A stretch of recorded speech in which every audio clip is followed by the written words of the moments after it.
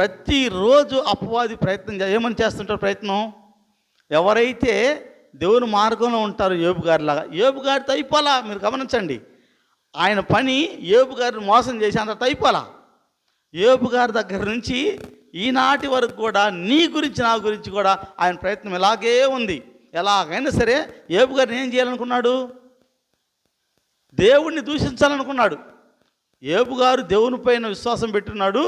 ఇప్పుడు యోబుకి దేవునికి మధ్య వ్యత్యాసం, అంటే వ్యతిరేకత తీసుకురావాలి, దేవుడి నుంచి దూరం చేయాలని చెప్పని ప్లాన్ వేశాడు సాతానుడు.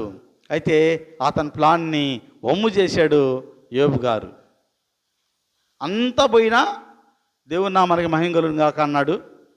తన భార్య వచ్చి దూషించమంటే ఏమన్నాడు? అమ్మా, ఎవరో దుష్టురాలు ఆ విధంగా అనాలి, నువ్వు దుష్టురాలు అంటమ్మా, నువ్వు